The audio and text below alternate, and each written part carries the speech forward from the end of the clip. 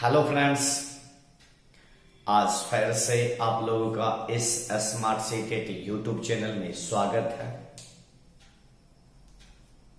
आज हम लोग 31 जनवरी 2021 को होने वाले एग्जाम में आने वाले मैथ्स प्रकरण की बात करेंगे और इस वीडियो में उस प्रश्न की बात किया जाएगा जो प्रश्न सीटीईटी के एग्जाम में बराबर रिपीट किए जाते हैं। तो बिना समय गवाए हम लोग मुद्दा की बात करते हैं और मुद्दा में बहस करते हैं कि सबसे पहला प्रश्न हम लोगों के स्क्रीन पर आया हुआ है। देखते हैं कि वह प्रश्न है क्या और इसे सॉल्व हम लोग एग्जाम हॉल में कैसे करेंगे। ठीक है, तो भाई सबसे पहला प्रश्न जो है वह है 36 के सार्वघातात्मक गुणनखंडों की संख्या ज्ञात करें। तो भाई इसका मतलब होता है कि संख्या 36 क्या कहता है भाई, संख्या 36 के वह कितने फैक्टर हैं जो 36 को डिवाइड करें। तो यदि हम लोग रूल से बात करें कि 1 डिवाइड करेगा, 2 भी करेगा, 3 भी करेगा, 4 भी करेगा, 5 नहीं 6 करेंगे, 7 नहीं 8 नहीं 9 करेंगे, डॉट डॉट डॉट करते रहेंगे तो शायद हम लोगों को थोड़ा ज्यादा टाइम लगेगा। यदि इसमें से क्रम की बात करें तो 9 के बारे 10 11 नहीं होगा, 12 होगा, फिर क्या होगा भाई 18 और फिर क्या होगा 36। ठीक है, क्या हो जाएगा भाई 36। लेकिन यहां पर 36 है, छोटा डिजिट है, तो हम लोग इसको आसानी से सॉल्व कर सकते हैं।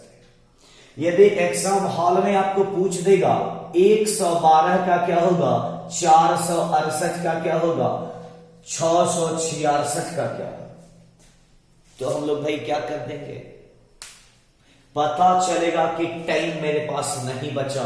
इस एक प्रश्न को बनाने के चक्कर में मेरा 30-40 प्रश्न छूट गए।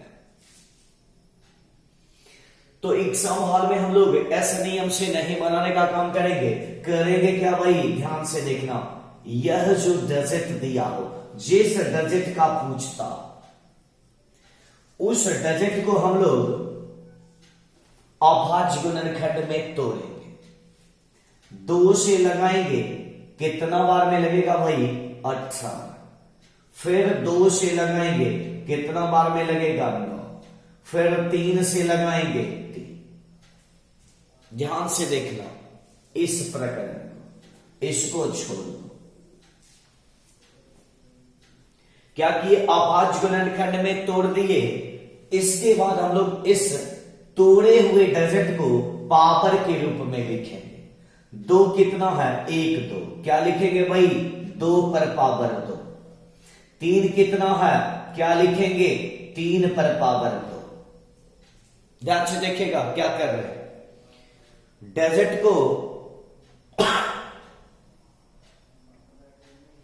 अभाज्य गुणनखंड में तोड़ेंगे, फिर पावर के रूप में लिखेंगे। और जो भी यहां डिजिट आवे और डिजिट पर जो पावर आवे, सुन लेना लाइन को, जो पावर आवे पावर में 1 जोड़कर आपस में गुना कर देंगे, वही मेरा आंसर हो जाएगा। अभी फिलहाल 2 पर पावर क्या है 2, 2 में यदि 1 जोड़ेंगे, इस 2 में 1 जोड़ना है, 2 में यदि 1 जोड़ेंगे तो क्या आया 3, फिर इस 2 में भी आपको 1 जोड़ना है, +1 तो इस 2 में 1 जोड़े तो क्या आया 3, इस 2 में भी 1 जोड़ेंगे तो क्या होगा भाई 3, तो इस 3 को इस 3 से गुना करना है, अर्थात 3 गुना 3 बराबर 9, आपका आंसर। फिर से जरा देख लेना एक लाइन, क्या करेंगे भाई, ध्यान से देखना।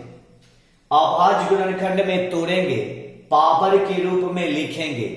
तो पहले हम लोग क्या किए, ध्यान से देखिएगा, तोड़ दिए, 2 पर पावर 2, 3 पर पावर 2, पावर में एक जोड़े क्या आया, 3, इसके पावर में भी एक जोड़े क्या आया, 3, 3 तिया 9, यही आपका आंसर। अब देखो यहां गिनती करके 1 2 3 4 5 6 7 8 9, इस हिसाब से भी हम लोगों ने बनाया तो इसके कितने फैक्टर आए, 9, और इस हिसाब से भी हम लोगों ने बनाया तो आंसर क्या आया, 9। कहीं से कोई फर्क नहीं है, फर्क है तो बनाने के तरीका में। यदि इस विधि को अप्लाई कीजिएगा तो 12 डिजिट में ज्यादा टाइम लगेगा, और इस विधि को यदि आप अप्लाई कीजिएगा तो कोई भी प्रश्न कितना भी बड़ा डिजिट क्यों ना हो, इसकी अपेक्षा कम टाइम में बना के निकल जाएंगे। ठीक है, किसी को डाउट? चलिए, कामना करते हैं कि किसी को डाउट होना नहीं चाहिए। यदि डाउट होगा तो कमेंट बॉक्स में जरूर कमेंट कीजिएगा। देखते हैं हम लोग इसके जस्ट लाइक अगला प्रश्न आप लोगों के स्क्रीन पर क्या आ रहा है। चलिए भाई, देखते हैं कि दूसरा क्वेश्चन हम लोगों के स्क्रीन पर आ चुका है। देखते हैं क्या कहता है। कहता है संख्या 48 के सार्वधनात्मक गुणनखंडों की संख्या ज्ञात करें। तो क्या करेंगे भाई, उसी विधि को अप्लाई कीजिए। क्या बोले हैं, सार्वधनात्मक पूछे, क्या करना है, 48 48। अभाज्य गुणनखंड में तोड़िए, 2 से 24, 2 से 12, 2 से 6, 2 से 3। क्या बोले हैं, अभाज्य गुणनखंड में तोड़ना है, पावर के रूप में लिखना है। क्या करेंगे, 1 2 3 4, क्या कीजिएगा भाई, 2 पर पावर 4, 1 2 3 4 इंटू 3, 3 कितना है, 1। क्या बोले थे, पावर में एक जोड़ना है और पावर को ही आपस में गुना करना है, अर्थात 4 में एक जोड़िएगा क्या होगा, 5 गुना 3 पर पावर। हम लोगों को पता होना चाहिए यदि कोई डिजिट लिखा हो तो पावर का वैल्यू 1 रहता है, और यदि कोई संख्या पर पावर 0 होता है तो इस पूरे का वैल्यू 1 होता है। क्या होता है, इस पूरे का वैल्यू 1 होता है। तो यहां पर कोई डिजिट पावर में नहीं लिखा है, अर्थात पावर क्या है भाई, 1 है। तो 3 पर पावर 1 पहले से था और 1 जोड़ना है, तो 4 1 5, 1 1 2, 5 गुना 2 बराबर क्या आएगा भाई, आंसर 10। क्या आंसर होंगे, 10 आपके आंसर होंगे। ठीक है, किसी को डाउट? चलिए, यदि डाउट नहीं है तो हम लोग अगले क्वेश्चन की बात करते हैं और देखते हैं कि अगला क्वेश्चन हम लोगों के स्क्रीन पर क्या आ रहा है। चलिए, अगला क्वेश्चन हम लोगों के स्क्रीन पर आ चुका है और यह क्वेश्चन कहता है, ध्यान से देखिएगा, कि 48 घंटों के सेकंडों की संख्या कितने दिनों के मिनटों की संख्या के बराबर है। मतलब कहता है कि 48 घंटा में जितने सेकंड होंगे उतना ही डिजिट में से मिनट कितने दिनों में होगा। तो भाई इसको भी हम आपको 2 तरीके से बनाने बताएंगे, और जो तरीका आपके दिमाग में सेट करेगा उसी तरीका से आप लोग एग्जाम हॉल में अप्लाई कैसे। तो भाई देखते हैं हम लोगों के स्क्रीन पर जो प्रश्न है उसको अंजाम किस प्रकार से देते हैं। तो 48 घंटा कह रहा है, तो 48 को लिखिए। सुनिएगा, 48 घंटा का क्या कह रहा है, सेकंड। तो हम लोगों को यह पता होना चाहिए और सारे लोगों को पता होगा कि जब घंटा को सेकंड बनाना होता है, क्या, घंटा को सेकंड, तो हम लोग भाई क्या करते हैं, पहले मिनट में ट्रांसफर करते हैं, उसके बाद सेकंड में। तो 1 घंटा को यदि सेकंड बनाना है तो पहले 1 को किस में ट्रांसफर करते हैं, 60 से गुना करके मिनट बनाते हैं, पुनः 60 से गुना करके सेकंड बनाते हैं। तो यहां है 48 घंटा। तो 48 घंटा को पहले किस में बनाइए भाई? तो 48 घंटा को पहले मिनट में बनाइए। 48 घंटा को पहले 60 से गुना करो, क्या बन गया? मिनट। फिर इसको बनाना क्या है भाई? सेकेंड बनाना। फिर किससे गुना कर दो? 60। यही तो कह रहा है 48 घंटा का जो सेकेंड होगा वह क्या है? तो भाई बराबर है, क्या है? बराबर है किसके बराबर है? तो दिन। कितना दिन? तो x दिन। कितना दिन भाई? x दिन। और x दिन का क्या बराबर है? तो x दिन का मिनट बराबर है। तो यदि एक दिन का मिनट निकालना होता है तो एक दिन को पहले घंटा में ट्रांसफर करते हैं, 1 गुना 24। फिर घंटा को 7 से गुना करके मिनट में ट्रांसफर करते हैं। तो यहां पर क्या है? यहां पर भाई है x घंटा, सॉरी x दिन। तो x दिन के को किस में ट्रांसफर करना है? मिनट में ट्रांसफर करना। किस में ट्रांसफर करना है भाई? मिनट। तो दिन को पहले मिनट बनाने के लिए किस में ट्रांसफर करना पड़ेगा? घंटा। फिर किस में? अब भाई मिनट। ठीक है। 48 घंटा को पहले क्या किए? 60 से गुना करके मिनट बनाए, पुनः 60 से गुना करके सेकंड बनाए। क्या है? बराबर है। क्या बराबर है? तो दिन के बराबर। कितने दिन?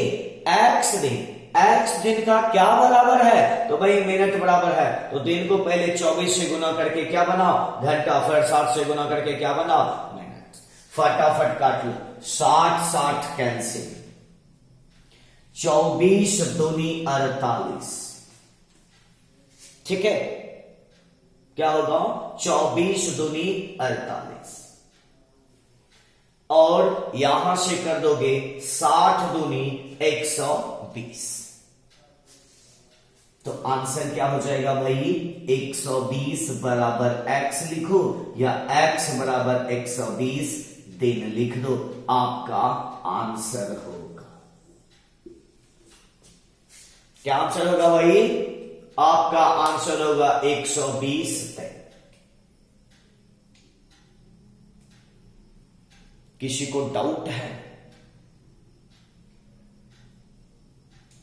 चलिए, यदि डाउट नहीं है तो हम लोग अगले क्वेश्चन की बात करते हैं और देखते हैं कि आखिर अगला क्वेश्चन आप लोगों के स्क्रीन पर क्या आ रहा है। चलिए भाई, देखते हैं कि अगला क्वेश्चन हम लोगों के स्क्रीन पर क्या है। कहता है 32 घंटों के सेकंडों की संख्या कितने दिनों के मिनटों की संख्या के बराबर है? तो क्या करेंगे भाई? सेम क्वेश्चन है, अभी हम लोग तुरंत इसके जस्ट पीछे के क्वेश्चन को बनाए। क्या करेंगे भाई? 32 घंटा का क्या है? सेकंड है। तो सबसे पहले किस में ट्रांसफर करें? मिनट में। फिर किस में ट्रांसफर करें भाई? सेकंड। क्या है? तो बराबर है। किसके बराबर है? x। x का क्या बराबर है? तो भाई मिनट। तो x दिन है। तो दिन को पहले किस में ट्रांसफर करो? 24 देके घंटा में। फिर किस में ट्रांसफर करो? 7। क्या करेंगे? 32 घंटों। 32 घंटा को पहले मिनट में, मिनट की बाद फिर किस में ट्रांसफर करेंगे? सेकंड में। क्या है? बराबर है। कैसे के बराबर है? दिन के। कितने दिन? x दिन। x दिन का क्या? मिनट। तो दिन को पहले घंटा में ट्रांसफर करने के लिए 24, फिर कैसे? 7 से। क्या करेंगे? 60 कैंसिल। काट दीजिए। 12 बचे 60। 12 दूनी 24, 2 से काट दो 16।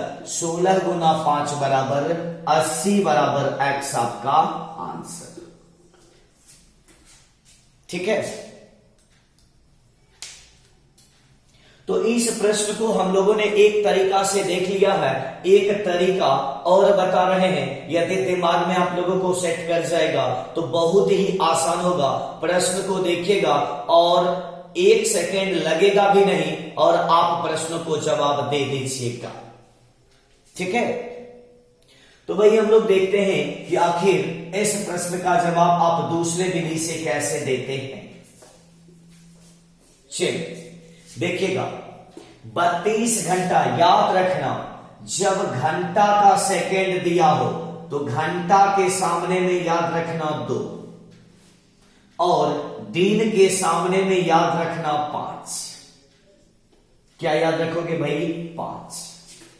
ध्यान से देखो, थोड़ा समझना पड़ेगा, थोड़ा लगेगा दिमाग, आखिर प्रश्न कैसे बनता। घंटा के सामने 2 याद रखना, दिन के सामने 5 याद रखना। कब? इस प्रश्न के लिए, जब इस प्रकार का प्रश्न हो कि घंटा का सेकंड दिया हो और दिन का मिनट पूछ रहा, तो घंटा के सामने क्या है? 2 और दिन के सामने 5। तो प्रश्न में ही आपको पूछेगा, घंटा दिया रहेगा, दिन पूछेगा, और यदि दिन दिया रहेगा तो घंटा भी पूछ सकता है। तो जब घंटा दिया हो तो घंटा वाले मान से डिवाइड कर और दिन में गुना कर देना, और यदि दिन दिया हो तो दिन वाला से डिवाइड करना और घंटा से क्या कर देना? गुना कर देना। क्या करोगे? घंटा दिया है तो घंटा से भाग दो और दिन से गुना कर दो। यदि दिन पूछे तो दिन से भाग दो, घंटा से गुना करो। जैसे इस प्रश्न की बात देखिएगा, 32 घंटा का सेकेंड अर्थात घंटा का वैल्यू दिया है, तो क्या बोले हैं? जब घंटा दिया हो तो घंटा से डिवाइड करो, मतलब संख्या 32 को किससे डिवाइड करना है? 2 से। कितना आ गया? 16। गुना किससे करना है? दिन से। तो 16 गुना 5 बराबर क्या आएगा भाई? 80। क्या किए? फिर से देखो, घंटा के सामने 2, दिन के सामने 5।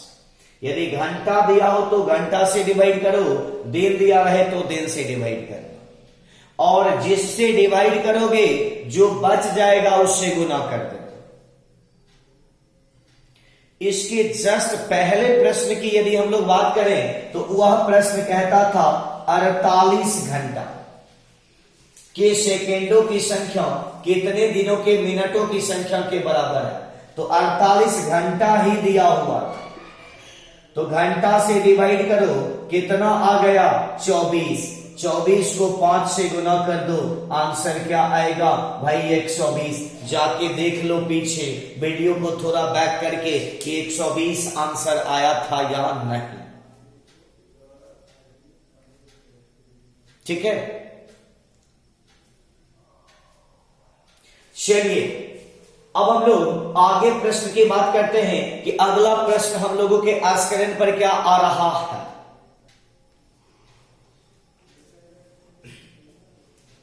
चलिए भाई देखते हैं हम लोगों को क्वेश्चन क्या मिला है। आया है, कह रहा है एक संख्या 100 के आधे से छोटी है जो 3 दहाई और 4 दहाई के बीच है, इसके इकाई का अंक दहाई के अंक से 4 ज्यादा है, तो अंकों का गुणनफल क्या? थोड़ा यह लाइन बड़ा लगता है बच्चों को, पता नहीं चलता एग्जाम हॉल में आखिर करना क्या है। कुछ नहीं करना है, इस प्रश्न को भी आप 1.5 से 2 मिनट में बना सकते हैं। देखते हैं कि आखिर यह प्रश्न क्या कहता है। कह रहा है 100 के आधा, 100 का आधा कर दो, कितना आया भाई? 50। कह रहा है जो संख्या होगी वह 50 से कम ही होगी, अर्थात 49 तक में होगी। इससे हमको ऐसे भी कोई फर्क नहीं पड़ेगा क्योंकि आगे का डिजिट दे रहा है, जो संख्या है वह 3 दहाई और 4 दहाई के बीच। तो हम लोग दहाई का मतलब जानते हैं कि डिजिट में 10 से गुना, अर्थात 3 दहाई, 3 को 10 से गुना करोगे क्या आएगा भाई? 30। और 4 दहाई का मतलब क्या हो जाएगा भाई? 40। तो कह रहा है 3 दहाई और 4 दहाई के बीच है, अर्थात ना तो वह 30 है और ना 40 है। तो इसके बीच में कितने डिजिट बचे हुए हैं, तो अभी हम आप लोगों को लिखकर बता रहे हैं, लेकिन आगे आप लोग बनाइएगा तो खुद अनुभव हो जाएगा कि आखिर बनाना क्या है। अभी तुरंत आपको अनुभव बताते हैं कि किस प्रकार से बनाना। इसके बीच में क्या आ जाएगा, 31, 32, 33, 34, 35, 36, 37, 38 और 39। जरा देखना ऐसा डिजिट को भाई कह रहा है इसके इकाई का अंक दहाई के अंक से 4 ज्यादा। जब इस प्रकार का प्रश्न दे तो जितना भी प्रश्न पूछेगा और जो डिजिट कहा जाएगा तो पहला डिजिट कि जो दहाई अंक के मान होंगे वही दहाई अंक सारे डिजिट का होगा। देख लीजिएगा, इसका दहाई 3 है, इसका भी दहाई 3 है, इसका दहाई भी 3 है, इसका दहाई भी 3 है, अर्थात सारे डिजिटों को दहाई का मान क्या है, 3। तो कह रहा है कि इकाई का अंक दहाई के अंक से 4 ज्यादा है। तो भाई दहाई का अंक जब सबका इक्वल है तो क्या डिजिट है उसको लिख दें, 3। दहाई का मान कह रहा है कि दहाई के अंक से 4 ज्यादा है, तो दहाई का डिजिट सबका क्या है, जब सबका 3 है तो 3 लिख दें, दहाई अंक हो गया 3। अब देखो इकाई अंक दहाई से कितना ज्यादा, 4 ज्यादा, तो दहाई 3, तो इसमें 4 जोड़ दो, कितना आ गया, 7। अब जरा ये बताना यहां से लेकर यहां तक के डिजिट के इकाई अंक पर 7 कहां है, कहां है, 37। अब देखो दहाई अंक है 3 और इकाई अंक है 7, तो इकाई अंक 7 है जो 3 से 4 ज्यादा है या नहीं है, रूल को फॉलो कर रहा है, अरे कर रहा है, तो भाई कर रहा, तो वही तो पूछ रहा है अंकों का गुणनफल क्या होगा, तो 3 गुना 7 बराबर कितना, तो भाई 21 आपका आंसर। क्या आंसर है, 21, 21। जब भी इस प्रकार का प्रश्न आप लोगों को एग्जाम हॉल में पूछे तो दहाई डिजिट को देख लेना, सबका दहाई डिजिट बराबर ही होगा, और जो भी क्रियाकलाप करने को कहा जाएगा वह क्रियाकलाप भाई जो होगा वह दहाई पर ही होगा। दहाई डिजिट को देख लेना, यदि जोड़ने कहता है तो जोड़ देना, घटाने कहता है तो घटा देना, और देख लेना इकाई डिजिट पर वह कौन सा आएगा। यदि यह नहीं भी लिखेगा फिर भी आप अपने संदर्भ को समझ सकते हैं, और आराम से आप एग्जाम हॉल में यदि प्रश्न पूछा जाता है तो उसे अंजाम जरूर दे दीजिएगा, ठीक है। तो बताना इस प्रश्न को समझने में किसी को कहीं से किसी भी प्रकार से डाउट है। चलिए, यदि इस प्रश्न को समझने में डाउट भाई नहीं है तो हम लोग आगे की बात करते हैं, और आगे की बात यह है कि इस वीडियो में हम लोग इतना ही देखते हैं, शेष की चर्चा अगले वीडियो में भी किया जाएगा, और आप लोग बने रहिएगा अगले वीडियो तक कि आखिर अगला वीडियो आप लोगों के पास पहुंचे और आप लोग उस पूरे वीडियो को देखेगा जो जो वीडियो डाला जाएगा।